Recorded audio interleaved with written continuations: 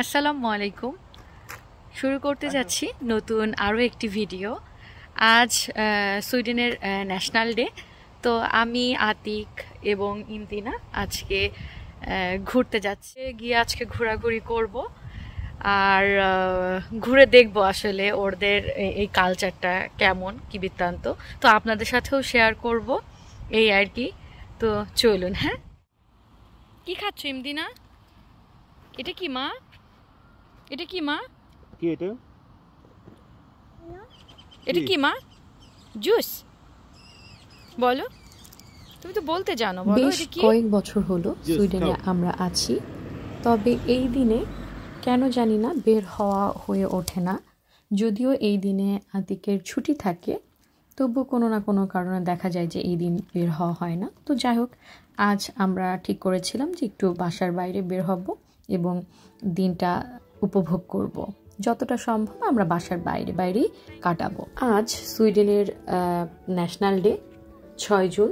তো এই জন্য এখানে ফ্রিতে কফি, চকলেট, বিস্কিট এ ধরনের খাবার সবাইকে দিচ্ছিল। আমরাও আমাদের পছন্দ মতো খাবার নিয়ে নিলাম। আমাদের ট্রেন আসতে আর 5 মিনিট লাগবে।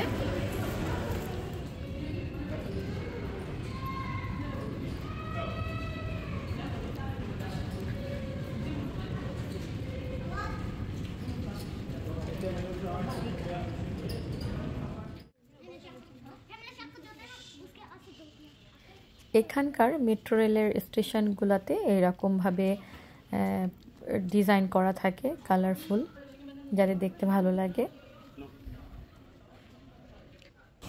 আমাদের ট্রেন এসে গেছে, আমরা এখন ট্রেনে উঠব।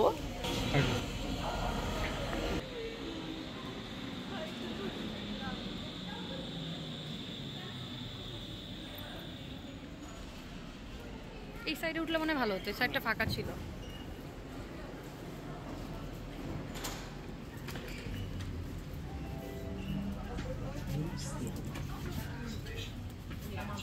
ফ্রিতে পাওয়া সেই কফিটা খেতে খেতে আমরা চলে যাচ্ছি। আমার আবার এদের মেট্রো রেলে উঠলে কেমন জানি মাথা ঘোরায়, ভালো লাগে না, অস্থির অস্থির লাগে। সম্ভবত মাটির নিচে এদের মেট্রো রেল হওয়াতে আমার এই সমস্যাটা হয়ে থাকে।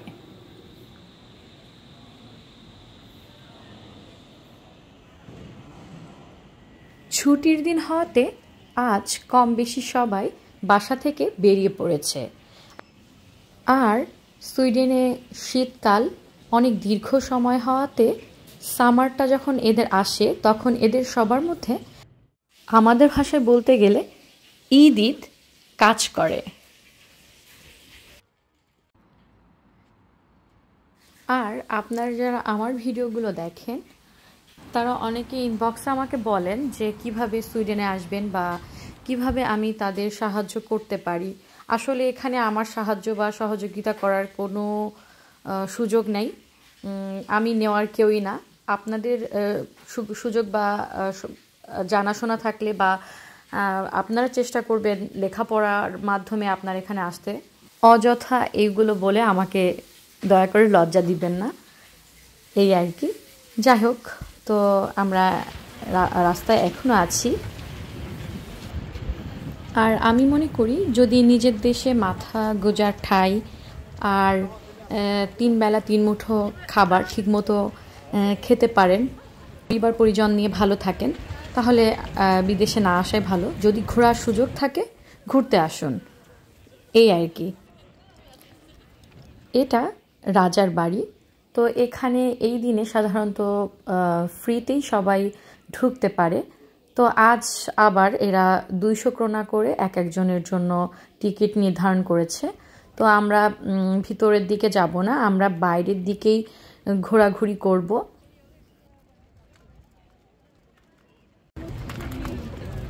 রৌদ্র উজ্জ্বল ঝলমলে একটা দিন আজ, হাঁটতেও অনেক ভালো লাগছিল। আর চারিদিকে প্রচুর মানুষ ছিল।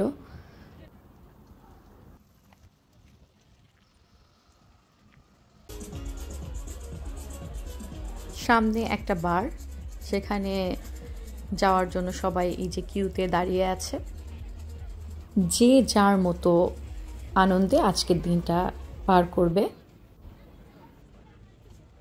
আমরা এখন একটা ফেরিতে উঠব। সুইডেনে আসার পর শুরুতে কয়েকবার আমি আর আতিক এই ফেরিটাতে করে এক জায়গা থেকে আরেক জায়গায় গিয়েছি, বাট এরপরে আর যাওয়া হয়নি। ইমদিনাকে নিয়ে আজই প্রথম ফেরিতে উঠলাম। বেচারি টায়ার্ড হয়ে ঘুমিয়ে পড়ছে।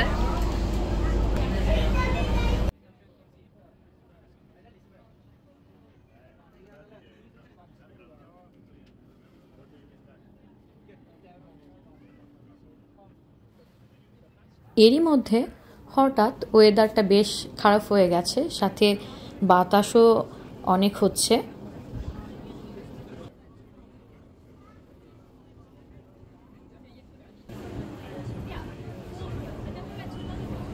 ওই যে দূরে যেটা দেখা যাচ্ছে ওটা গ্রোনালুন্ড পার্ক। এর আগে আমি আতিক 2-3 বার গিয়েছি, তারপরে আবার ওরা কাজ করছিল, কয়েক বছর বন্ধ রেখেছিল, এখন আবার নতুন করে শুনেছি খুলেছে, এই আর কি।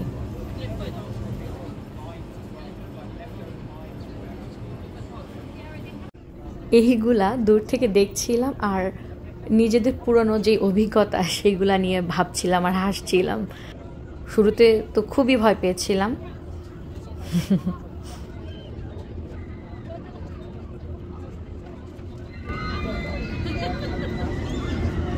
আমরা সময় উঠছি বাবা, কি ভয় পাই। চলো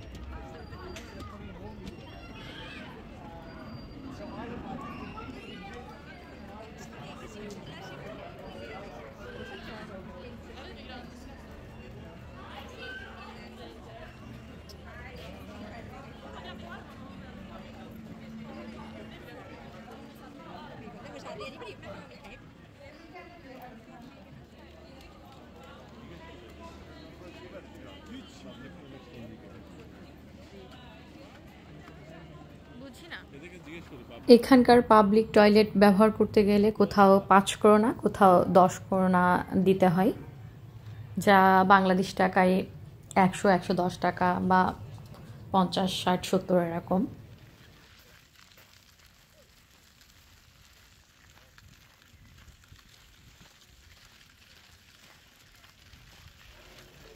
এইটা এখানকার বড় একটা মিউজিয়াম, নাম নর্ডিস্কা মিউজিয়াম। কেউ চাইলে গুগল করে এর বিষয়ে জানতে পারেন। এইটা মিউজিয়ামের একদমই সামনের দিক। খুবই সুন্দর লাগে এই মিউজিয়ামটা।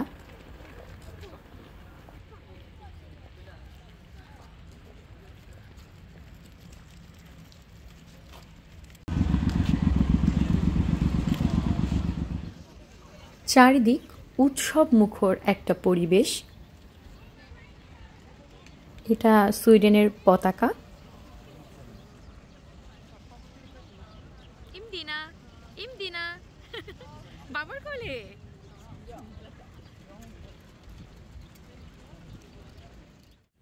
এই জায়গাটাতে দাঁড়িয়ে আমি বেশ কিছু ছবি তুলে নিলাম।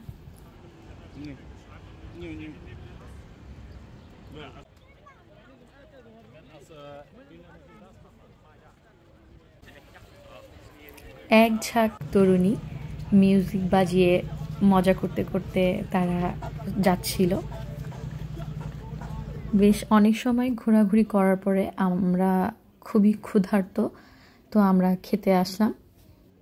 আতিক খাবার অর্ডার দিতে গিয়েছে আর আমি এখন দাঁড়িয়ে দাঁড়িয়ে কিছু ভিডিও নিচ্ছি। বিভিন্ন রকমের এখানে ফুল আছে দেখছি, খুবই সুন্দর লাগছিল, এই জন্য এগুলো এই সুযোগে একটু ধারণ করে নিলাম।